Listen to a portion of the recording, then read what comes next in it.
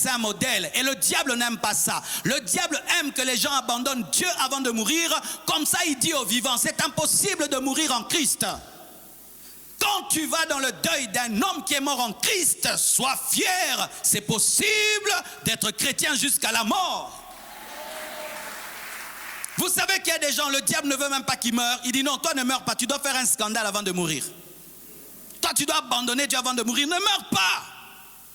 C'est pourquoi les apôtres face à la mort étaient dans la joie. Parce qu'ils considéraient que c'était un privilège que de mourir pour celui qui est mort pour eux. Tu es pèlerin sur la terre, soupire après le ciel. Tu es pèlerin ici-bas, désire, aie la soif de l'éternité. Alléluia. Et sachez mes frères que si le monde a haï Jésus, il nous haïra aussi. Des chrétiens qui veulent être aimés par les païens. Mes frères, ce n'est pas biblique. Jésus a dit, s'ils m'ont haï, ils vous haïront aussi. Il n'y a pas de disciple qui soit supérieur à son maître. Mais le parfait disciple est celui qui est égal à son maître. S'ils n'ont pas aimé Jésus, comment tu t'attends à être aimé? Des chrétiens qui veulent être les stars des païens. Des chrétiens qui sont blessés si le païen ne l'aime pas. Oui, si le païen ne t'aime pas parce que tu t'es mal comporté, je comprends. Si le païen ne t'aime pas parce que tu as mal agi, je comprends. Mais tu vis dans la vérité. Dans ton entreprise, on ne te supporte pas et toi, tu es déçu. Tu vis dans la vérité, dans ta famille, on ne te supporte pas et tu es blessé. C'est une bénédiction, mes frères et sœurs, que d'être rejeté pour la parole, d'être rejeté pour la vérité, d'être rejeté pour Jésus-Christ. N'attendez pas l'amour du monde, attendez la persécution du monde. Et lorsqu'ils vont vous persécuter, vous serez tellement préparés que ça ne va rien vous faire. Vous serez des hommes 4x4 déjà préparés à passer par des épines. Des chrétiens qui pleurent. Pourquoi les païens ne m'aiment pas? Mon père, il me persécute parce que j'ai pris, il pleure. Oh, c'est une joie. Il ne te persécute pas parce que tu as dormi dans une boîte de nuit. Il te persécute parce que tu vas à l'église et tu prêches l'évangile. C'est une récompense. Soyez heureux. Pourquoi aujourd'hui les prédicateurs n'ont pas d'impact sur les païens? Parce que nous voulons que les païens nous aiment. Tu rencontres une star de la musique et tu aimerais qu'elle t'aime. Alors tu ne peux pas lui dire la vérité. Tu ne vas pas lui dire la vérité parce que tu aimerais que la star de la musique devienne ton ami. Ainsi tu ne peux pas le dire, répands-toi, abandonne Dieu, parce que toi tu es complexé par rapport à une star alors que c'est toi la star. C'est nous qui sommes la lumière du monde, c'est nous qui sommes les étoiles, c'est nous qui sommes les stars. Lorsque je rencontre une star de ce monde, c'est elle qui doit chercher à être avec moi. C'est elle qui doit me demander la photo. C'est elle qui doit me demander la photo. C'est elle qui doit me demander la photo. Des chrétiens qui se réjouissent. J'ai pris la photo avec telle star. J'ai pris la photo. Tu lui as même pas parlé de Jésus, tu demandes sa photo. Tu es un complexé spirituel. Un complexé. Des chrétiens qui demandent des photos à des païens. Parce que ce sont des vedettes et des autorités. Prêche-lui l'évangile. Annonce la parole. Tu reviens avec une photo. Au lieu de revenir avec une âme. Tu reviens avec des lol, des likes. Au lieu de revenir avec une âme. Tu n'as rien prêché. La première chose quand tu as vu cette star, photo des chrétiens complexés qui ignorent leur nature et leur état. Mardoché n'a jamais été complexé par Aman. Jamais. Il n'a été complexé par Aman.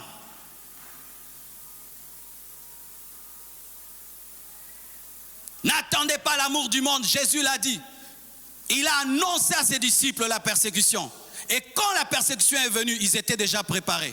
Lorsqu'on ne prépare pas l'église à la persécution, l'église devient faible parce qu'elle n'a pas le temps de télécharger la force spirituelle pour endurer.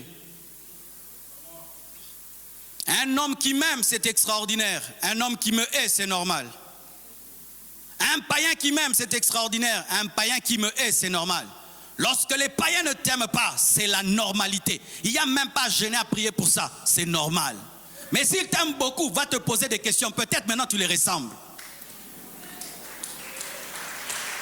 Donne-moi l'amen que je te parle. Les païens sont en train de boire leur whisky, ils boivent, ils boivent, ils boivent. Toi le chrétien, tu viens, ils ne déposent pas. Tu es sans effet, tu es sans effet, sans impact, tu es un sel sans saveur.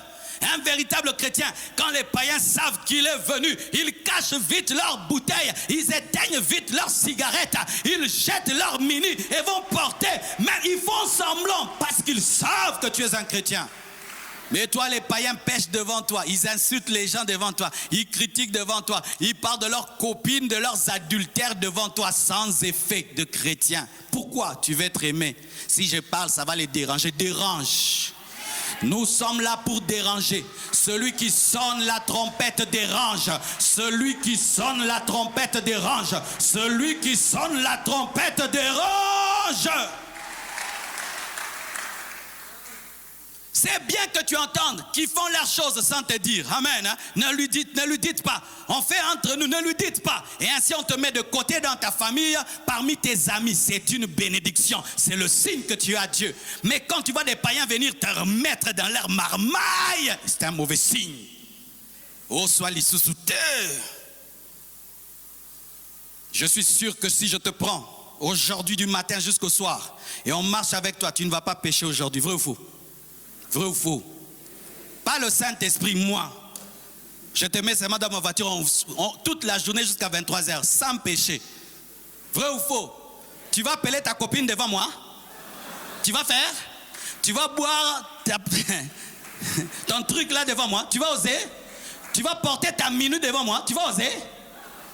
Mais si Marcelo peut te sanctifier, à combien plus forte raison le Saint-Esprit, le Saint-Esprit, le Saint-Esprit, Jésus-Christ de Nazareth.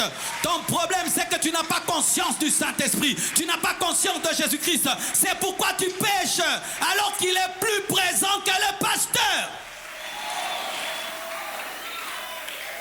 Commence à dire, il ne faut pas parler du mal, Jésus est là, il ne faut pas porter ça, Jésus est là, il ne faut pas boire ça, Jésus est là, il ne faut pas faire ça, Jésus est là. Tu vas mener une vie de sanctification. C'était la révélation de Joseph, il avait la révélation de l'omniprésence de Dieu. Donne-moi un amen. N'attendez pas l'amour, vous n'allez pas dire la vérité. N'attendez pas l'amour, vous ne serez pas différent. N'attendez pas les acclamations, vous allez devenir des flatteurs. Donne-moi l'amen. Mes frères et sœurs, j'aimerais vous donner 3 images. La première image que le Seigneur m'a donnée, c'est une fiancée. Un homme épouse une femme, mettons, il donne la dot, et puis il s'en va en Europe, et puis il la laisse chez son ami. Et dit, prends-en soin. Et son ami prend soin de la fiancée. On lui donne une voiture. Elle va au marché en voiture. Elle mange très très bien. On lui envoie la nourriture, les vêtements. Sans même qu'elle soit avec son mari qui est parti. Elle a tout ce dont elle a besoin, mais tout en habitant chez l'ami. Et avec le temps, elle appelait tous les jours, 3 fois par jour son fiancé. Elle commence à s'appeler 1 fois par jour. Après 1 semaine maintenant. Ensuite, elle commence à s'appeler 1 fois par mois. Et après, 2 fois par an. Alors le fiancé qui est parti appelle son ami et lui dit, j'ai remarqué ceci, ma fiancée ne m'appelle plus comme avant. Et lorsque même je parle avec elle, elle ne parle plus de notre mariage. Elle me parle plus de la voiture, des habits, de sa nourriture, de ce dont elle a besoin, mais elle ne parle plus de notre mariage. Alors l'ami dit au fiancé, il lui dit, je crois que c'est parce qu'elle est confortable chez moi, qu'elle a oublié qu'elle doit aller chez toi. Alors je te donne cette stratégie. Nous allons diminuer ce que nous lui donnons. Nous allons diminuer son confort et nous allons voir comment elle va se comporter. Un jour elle veut prendre la voiture, on lui dit non, la voiture est en panne, arrangez-la. Oh, c'est pas possible. Un jour, elle veut dormir dans sa belle chambre. On dit non, il y a telle personne qui est venue. Et c'est mon oncle, il doit utiliser la chambre. Elle se retrouve dans une petite chambre. Elle veut envoyer les travailleurs. Les travailleurs n'obéissent pas. Elle doit faire toute seule le marché.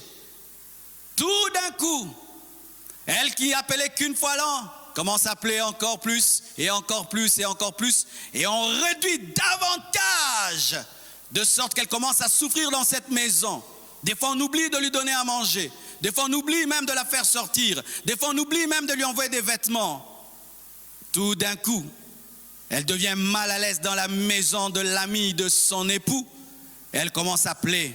Elle commence à appeler. Elle commence à appeler matin, midi, soir. Elle ne demande plus des habits. Elle ne demande plus des vestes. Elle ne demande plus rien. Elle dit viens me prendre, viens me prendre, viens me prendre, viens me prendre. Envoie-moi le billet, envoie le billet. Les démarches c'est quand? Les démarches c'est quand? Les démarches c'est quand? C'est ce qui est arrivé avec nous, mes frères. Nous étions confortables dans ce monde. Nous avions tout et tout allait bien pour nous. Mais Dieu a envoyé des problèmes sur cette terre afin que nous puissions désirer plus que tout le ciel. Et je vous assure, si l'Église ne comprend pas, Dieu va encore réduire le confort. Vous savez, dans certaines nations, les églises ne peuvent même pas ouvrir aujourd'hui. On dit 50 personnes dans le temple, tu as 3000 fidèles. On te dit 50 personnes. Tu vas travailler, tu dois avoir la puce, tu vas travailler, tu dois avoir tel vaccin, tu vas travailler, tu dois.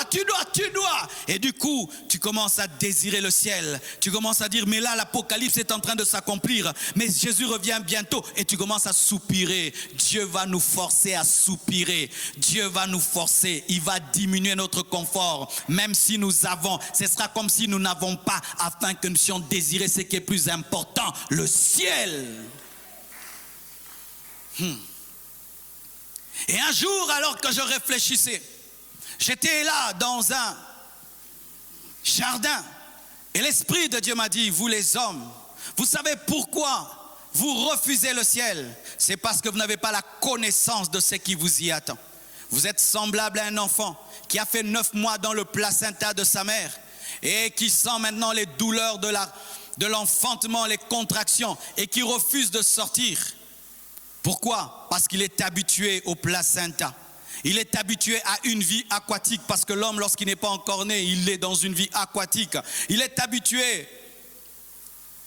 à l'obscurité du ventre de sa mère. Il est habitué à manger au travers du cordon ombilical. C'est ça sa vie. 9 mois, il est habitué, c'est son monde, c'est son univers, l'univers de l'enfant. C'est le ventre de maman. Mais pendant qu'il aime le ventre de maman et a peur de sortir, il ne sait pas que dehors il y a des voitures, dehors il y a des maisons, dehors il y a des belles choses, il y a des manèges, il y a des écoles. Mais lui, il veut seulement le ventre de maman.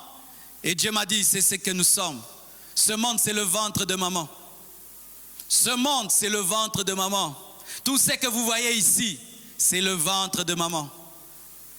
Tout ce que vous voyez sur cette terre, c'est le placenta. Tout ce que vous voyez dans ce monde, c'est le cordon ombilical. Tout ce que nous avons sur cette terre, ce n'est que 9 mois par rapport à l'éternité. Est-ce que vous comprenez ce que je dis? Ce que je dis a une très grande portée, mes frères. Autant nous sommes attachés à ce monde, comme un enfant attaché au ventre de sa mère. Mais toi qui es en dehors du ventre de la mère, tu peux dire au bébé, pourquoi tu as peur? Il n'y a rien là-bas. Qu'est-ce qu'il y a là-bas? Tu es en train de manger des trucs que quelqu'un d'autre a mangé et tu es seul dedans et tu es dans l'eau. Il y a mieux que là. Le bébé dit, non, je veux rester dans le ventre de maman. Pourquoi? Je maîtrise le ventre. Comme toi, tu maîtrises les choses de cette terre. Si on te dit, tu vas aller au ciel, c'est quoi le ciel? C'est comme un bébé dans le ventre de sa mère qui dit, Kinshasa, c'est quoi? J'aime le ventre de maman plus que Kinshasa.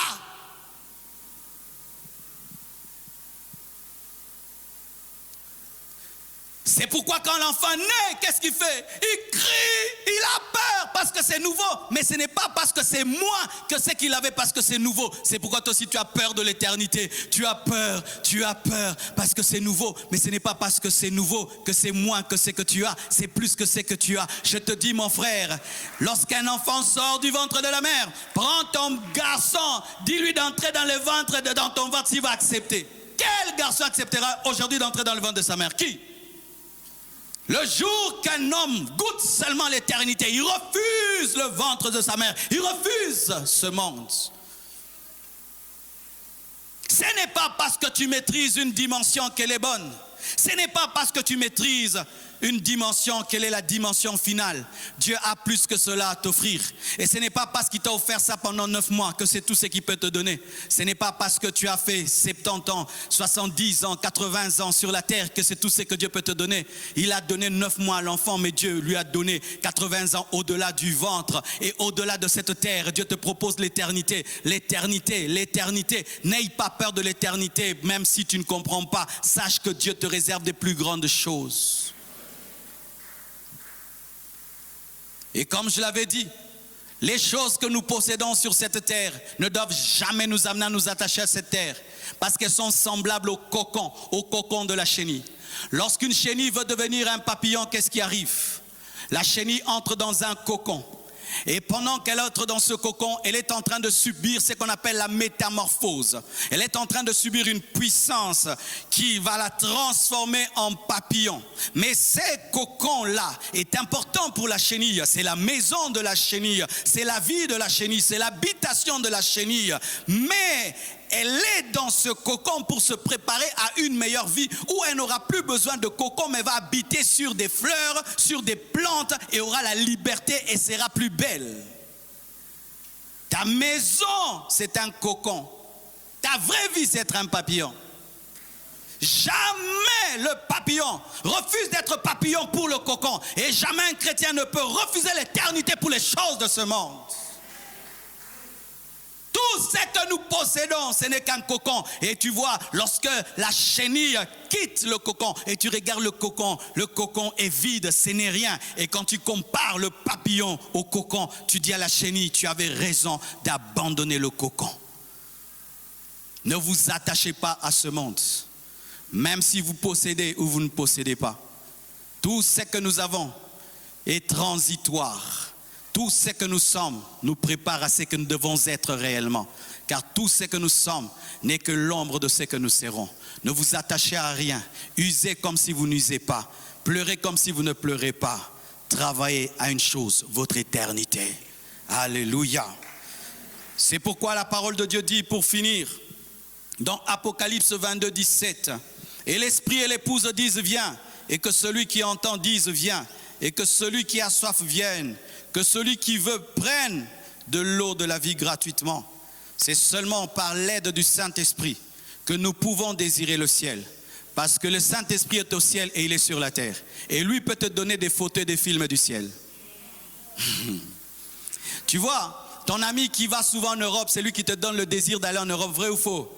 Il te raconte toujours les histoires de Paris, tout le temps, tout le temps, tout le temps. Et à cause de lui, tu as le désir de quitter Kinshasa et d'aller. Et l'ami qui vient du ciel, c'est le Saint-Esprit. Alléluia.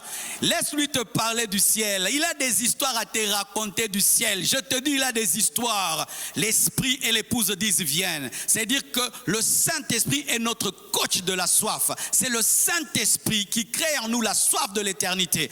Un chrétien connecté au Saint-Esprit recevra de lui la soif de l'éternité. Mais si tu es déconnecté de l'esprit, tu recevras l'amour du monde. Et le Seigneur m'a dit ceci, qui ne reviendra que pour ceux qui l'attendent et pour ceux qui le désirent, parce que c'est un époux. Jésus n'est pas un violeur pour prendre son église de force, prendre son épouse de force. C'est un homme bien éduqué, civilisé, même s'il a doté. Si la femme ne le désire pas, cette dot s'en va comme ça. Oui, il nous a dotés, mais si on ne le désire pas, même s'il a versé son sang, ce sera comme s'il n'a pas versé son sang. Il ne va pas réclamer son sang, il va te laisser subir la tribulation. Jésus reviendra pour une femme qui le désire, pour une femme qui le veut, pour une femme qui l'attend. C'est pourquoi sachez mes frères, pour être enlevé la condition, ce n'est pas seulement la sanctification, non, c'est aussi attendre et désirer qu'il revienne. Parce qu'il y a des personnes qui vivent dans la sainteté mais qui ne désirent pas le retour de Jésus-Christ, parce que la sanctification leur permet de dominer sur la terre.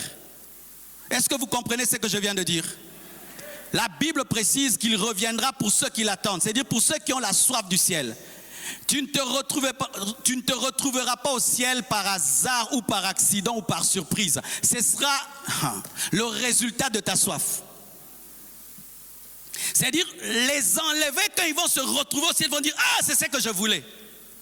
Mais quelqu'un qui n'a jamais voulu l'enlèvement ne sera pas enlevé. Même si tu n'es pas impudique, même si tu n'es pas voleur, si tu ne désires pas, tu n'auras pas. Pourquoi? C'est un mariage. Qui peut venir ici avec une femme? Tu l'as déjà dotée, c'est vrai. Mais les jours du mariage religieux, tu l'attires comme ça. Non, aucun été. Pour basi balela kame bakenda kaka.